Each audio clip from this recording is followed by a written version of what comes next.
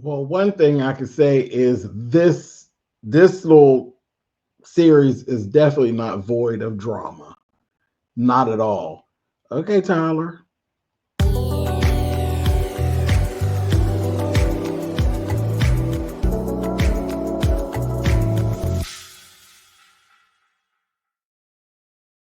Hey guys, listen.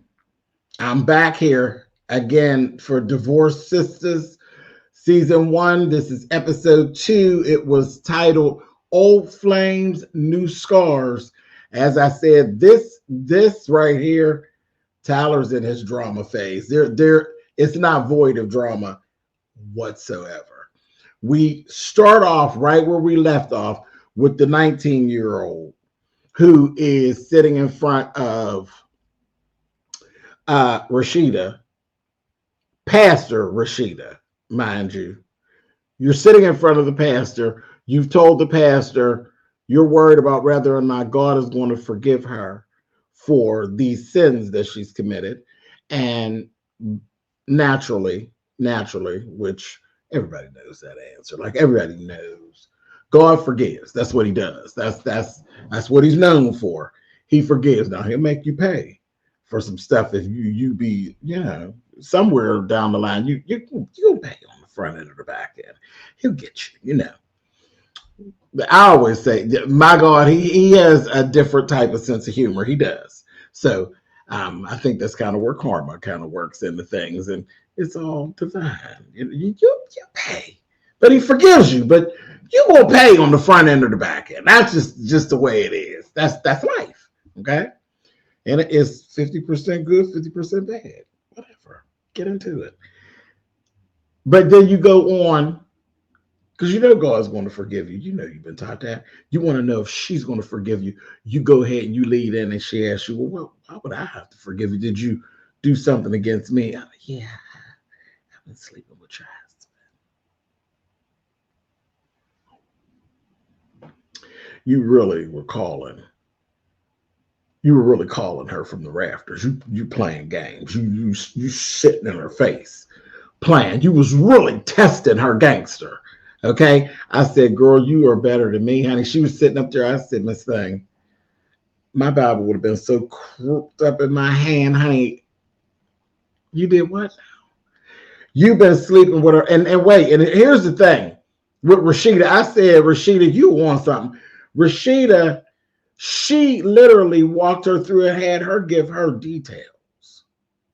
And I said, where are we going? Now, I don't know what this is. What is this? She held it together so good. And she literally walked this little girl through the details. Oh, it started on my birthday. I'm 19. It's like 3 months ago. We've been doing this 3 months. It's basically every time, every Wednesday after choir rehearsal, this, that, thing, and the other, all this. Where's this taking place at? I said, oh, Rashida, stop. Stop, Rashida. I couldn't do it. I could never do it. I could never sit quietly and listen to the infidelity of my mate. And I wouldn't care how many tears you drop. Okay, girl. I mean, I understand it's not for me to be mad with you because he knows it's my situation is with him, but you sitting in church, so you really against both of them, real, like for real. Like I just couldn't. I couldn't. I said, what? This is crazy. But she sat there. She walked her through. Then they end up going on down to his office. And she said, oh my God. She said, he ain't here. He's not here. Come on. And I'm like, oh my gosh. Okay, so the whole time, naturally, Bridget is around, and I'm like, Bridget nosy. So I'm like, I know Bridget's got to be hearing some of this, either on the intercom or out the door or something. But they go down to the office, and she's saying, now, where'd you say he did this? And she said, oh, right there on his desk. And she's like kind of hesitant, like, where is this going? And she keeps telling her, Rashida go around the desk. This is what I told y'all. Rashida is a boss. Okay, she's a boss. You understand? She went around there on the desk. She opens up his laptop and she says, "So you say this is happening about 7 o'clock every Wednesday?"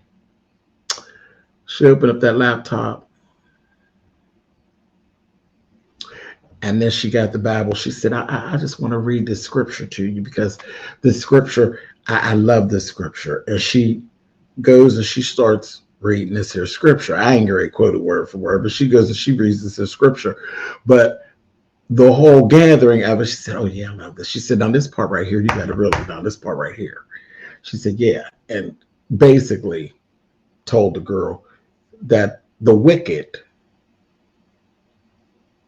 will get theirs, honey. That's basically what it was.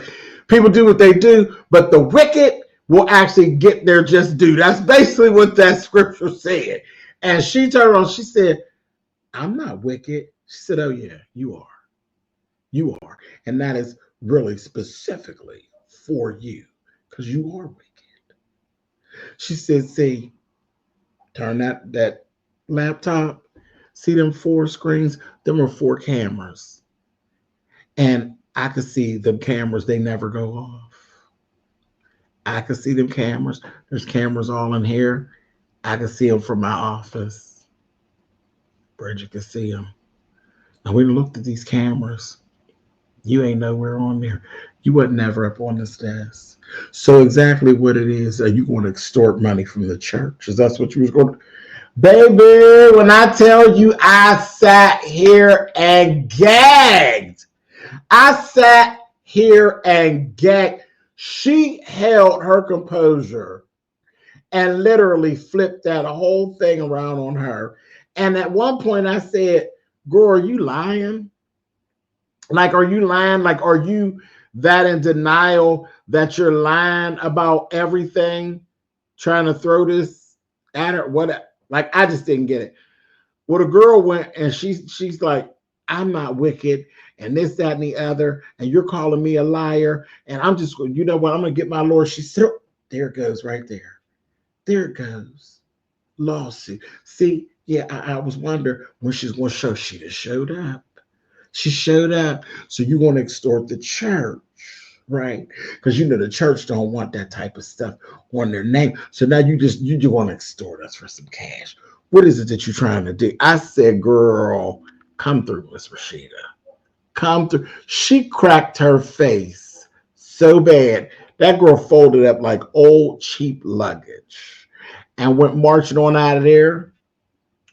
As she left out of there, Bridget said, "Another one, huh?" She's like, "So what about this one? What she wants?" I said, "That is crazy. That is crazy." Clocked it. Clocked it. Now, here's the thing, though, y'all. Here's the thing. As much as I lived for how that went down, as much as I lived for how that went down, I'm here for Rashida. But I don't put any of that past her husband. Because I told y'all before, the first 10 minutes of me reviewing the show, I told y'all I thought that Pastor Jeff was a prick. So I don't put any of it past him. Now, I believe the girl embellished the story, but do I believe that he ain't tipping? I can't say that. I can't say that. But that whole thing was a boss move. It further goes to why I'm actually watching this program, because for whatever reason, that type of a role, LaToya Luckett, I wouldn't care if she never sang another bar of Jumpin'. This is where she lives. That's the area where she lives. She is a fierce actress. She really is. And I just live for it. I live for it, and I live for the way she does it. I told y'all, Tyler got my subscription cost. And that's something I'm actually seeing with these reviews, is some people are really reluctant about paying the subscription price. They're like, "I'm not paying for BET Plus, this, that, thing, and the other." And I'm not getting no check from BET Plus. Maybe I should. But I'm going to review the show. So by all means, if you're watching me and gathering it, and that's fine, because I have people that do that. They watch reviews on shows that they don't watch because they love me and I love you right back. But you need to see this. You need to see this. I mean, because just for the clothing, if nothing more. Oh my God, they be ragging. So these girls are ragging. We only 2 episodes in. They are so bad. They are so bad. They be ragging and they so pretty and they so together. And it's like black girl magic. You got my subscription price, Tyler. It just is what it is. And I'm happy already. I'm all right with what I'm paying. I sure am. Moving right along. Now, Tiffany ends up going over there to Naomi. And I told y'all, Naomi is nasty. Naomi is nasty. Like, she is that friend that you just be like, we just let her be her, but I could smack the shit out of her. She's that friend. She sat, again, Tiffany's telling her, girl, come on, seriously. She said, he is your husband, your ex-husband. He's baiting you, girl, into all of this mess you're doing. Like I said last time, he basically, you got my money. She got him for $37 million. But I'm going to make you squander it away, fighting me in court over stupid stuff. Because if I had to give you 37, of course I have more, and I'm making more. Okay? And he basically is putting things online, and he's making these comments online. He is literally just picking. And she is a stalker. She is stalking his page. He knows it. And he is just baiting her, making her, and she's miserable. She's sitting over there, she ready to cry. She's getting all drunk and shit. And he off, come on, I'm recreating memories with my new woman, erasing the memories from my old, just nasty. He's as nasty, vile, and mean as she is. The two of them she just has that thing. And like what I said in the last episode, her and now Hakeem, they're going to make a good match. They're going to be fighting, and it'll be terrible. It'll be terrible. But she definitely is a stalker, and he's taunting her the whole way. But as Tiffany is trying to walk her through, telling her, girl, just let it go. You got the money, let it go. She told her, see, you talking about this 37 million, and that whatever. She said, but I understand that you don't understand, because what you make, like 500,000 a year. I just looked, I said, who talks to their friend like that? If you think that about your friend, you don't say that to your friend. And really, 500K, like she ain't shit. You talking to her like she work at the Starbucks. Not managing the Starbucks, just working at the Starbucks. I said, shady. All because you really mad about this 25-year-old white woman that done took your man off of you. She pregnant and all that good stuff. I said, oh, well, whatever. And then the two of them, after they go through that, and you could tell she had hurt Tiffany's feelings, but you could tell Tiffany is used to it. Dealing with Naomi, she's used to it. They're used to her nastiness, which is horrible. Then the two of them get together and they start laughing at Bridget. Now, she just dragged you about your 500K that you make a year. And now y'all going to laugh at Bridget, and because she's dating a 30-year-old waiter, and she's basically a sugar mama to him, and he a sugar baby. And they laughing at her. And I said, see, it's that they are truly like a tight-knit toxic group, because they talk about each other. No one from the outside should be able to penetrate nor hurt any of them, because they are nasty enough to each other that they don't need nobody else. And they all know that they basically talk about each other. Interesting dynamic. Have I seen it? Absolutely. I've seen that type of dynamic between women who are sisters and sisters. I've seen it. Moving right along. Rashida and Geneva get to talking. Geneva goes and talks to Rashida because there was a whole nother little situation. There was a meeting. We have Jovan enters. He comes to her office, and I knew right away. I said, "What is going on?" You could tell right away. Here she had done mess with this man. He fine. She didn't mess with him about 6 years ago. They had a little tryst, but he got her. He got her. He crashed and burned in her, honey. He got her. And then he moved away, and everything was kind of cool. But now he's back, and he basically wants to pick up where he left off. He is a bit sadistic. He is problematic, and he's a little stalkerish himself, if you ask me. And I'm like, he's deep, and he's a bit wicked as well. Um, I don't know. But yeah, it was one time 6 years ago. So Geneva and Rashida are actually having this conversation. And she says, are you trying to tell me something about William? And she's like, well, no. There's that thing and the other, on and on and on and on and on. So she's kind of like, she was trying to hide the little stuff that happened with the school, with the little pretty lady and all of that stuff. And she said, is this a thing where you have violated William and you're trying to create something in your world to make you feel better about what you did with Jovan 6 years ago? And she's like, well, maybe. So it's a little of both. William's been out of order. And you got a little bit of proof of it.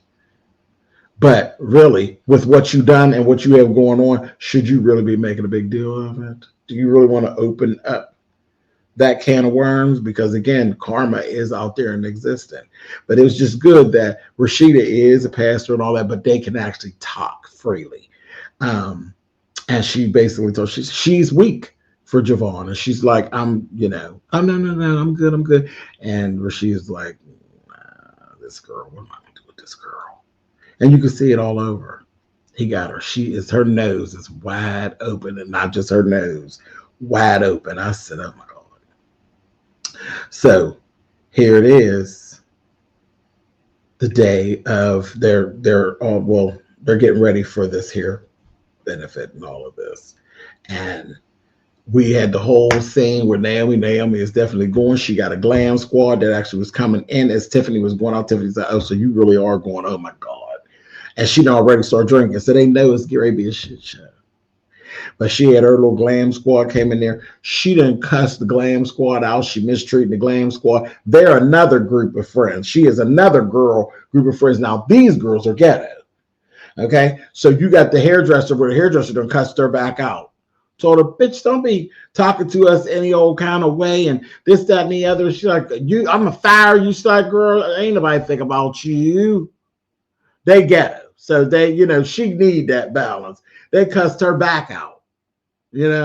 Cussed her right on back out. So shut on that and sit on here. I done slayed your face and your hair, girl. You look good. But you's a simple bitch. So I don't know which group is the best group for her. I think she basically need both. Okay, she's a hot mess, but they go through that. She kind of broke down with the other girls. She got to keep this facade up. With them girls, she actually broke on down and cried and was like, it's messed up. They like, what? That's horrible, So I think she really does. It's a good thing for her to have both sets of friends. I think she needs that in her life. So she going through what she going through, is what it is. She gonna keep on fighting. She's definitely going to the event. Okay, hair was slayed, makeup was slayed. She's ready to go. I can't wait to see what she gonna have on. But let me tell you this: back over there at Rashida's house, Rashida, baby, this gown this black gown that Rashida had on, and then she gets into it with her kids. When she rolled through her house, she got a son and a daughter, they're teenagers, and they just are fed up. Pretty much, they're fed up. They know they live a life of hypocrisy. You know, y'all are one way at the church, y'all are another way, not at the church. Y'all fight and argue. It gets on our damn nerves. The daughter is completely over it. And I think the first time she gets a chance to get away from them, she gonna get away from them. She may never step into another church as long as she lives. She is so not here for any of it. The son is just sick of the mother and father with the fakeness of what it is they got going on. It's clear that there are problems. And the kids are just, they're over. They're at that age where the hypocrisy of it all, they see the good side and the bad side. The church, they don't have any faith in what it is. They see it for too much of what it really is. And they got grown and they just like, I'm feeling it. And they presented it to their parents. And and good old Pastor Jeff, he's given like he's sick of listening to it. And she's like, no. She's trying to keep everybody together. But she just black gown, back out, baby, this nice old nasty slit, and old nasty train. And I just looked, I said, Miss Thing, Carrie. Okay, the gown is everything. I said, all right, I ain't mad with you. And this whole platinum waves, and that LaToya Luckett is a bad. Oh, she's so bad. But anyway, so clean. So we got that going on over there. And then she ends up asking Jeff, are we drifting apart? And he just put the conversation. We'll talk about that later. He's avoiding this. So that's why I said I don't put anything past him and what he got going on. There definitely are issues.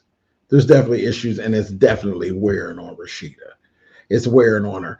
And I think whenever everything unfolds with Jeff and what Jeff got going on, it's going to be a mess. It's going to be a mess. Anyway, so over there at Geneva's house is where it's really going down. First, let me go to Bridget's first. When I tell you, I see why they's laughing at Bridget. Bridget, you a clown. She's talking to somebody. I don't know who this guy is, but I believe this guy actually got a thing for Bridget. So I don't know if he's an ex of hers or what, but she called him a favor and he actually hired her boyfriend, her little 30-year-old Xbox playing boyfriend. And now he done quit the job. He's a sugar baby. He's ridiculous, trifling. And she basically told him, no, you're not going to the event. But she really got, he got some good paying, I guess, because she can't get out of what she know ain't right. He talking about he going with her. She said, it's a black tie affair.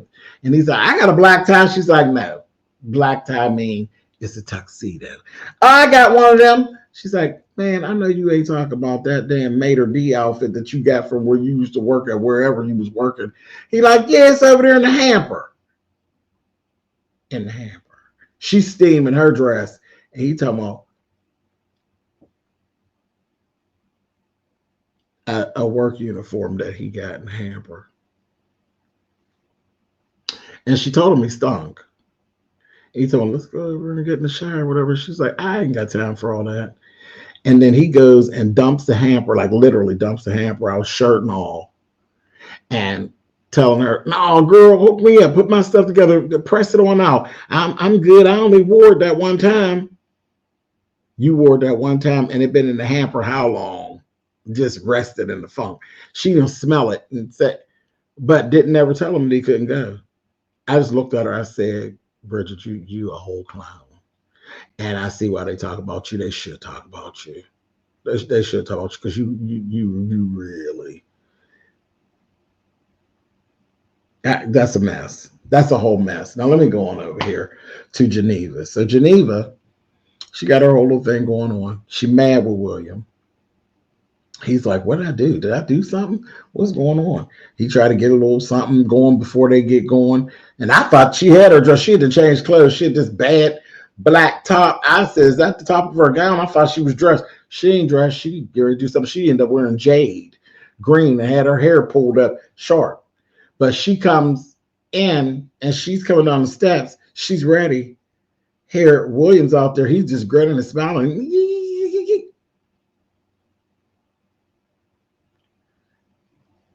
Who's standing in her living room? Javon. Now he done invited Javon to come. Look, babe, look who's back. He is clueless that this man that screwed your wife and got a whole hold on your wife and carrying on. This whole thing is playing out. The baby, he wants to show him the baby. Oh yeah, you got to see her. Yeah, I know y'all had a hard time with that IVF and this, that thing. Brings the baby down. He look at her. She's like, she's so pretty. This, that, anything, other thing. And the nanny's like, I'll take her and put her to bed. And she's like, I want daddy to put me in bed. You could basically say she is that. That's his baby, child. That's his baby, truly. The little girl is daddy's little girl. And she know her mother, but she belongs to William, okay? He's like, this won't take but a minute. He goes up to put her up, baby, and that's where Tyler hit us with the cliffhanger, child. And he says, she's very pretty. She's a very pretty little girl. She looks just like her mother. But I can't help but notice that she got her daddy's eyes. Does she belong to me? I said, Tyler, Tyler Perry, you are I told y'all. Here's my subscription, buddy. Here, Tyler, take my last $7. Here, take it. Take my last $7 out of that account. Here, Tyler. I can't. Here, just take it. Take it, Tyler. Take the money. Take it. I cannot. It's just too much. It's too much. I can't wait for the next episode. I'll see y'all then. Bye. Ooh, is she mad? Now she got her daddy's eye. Oh my goodness.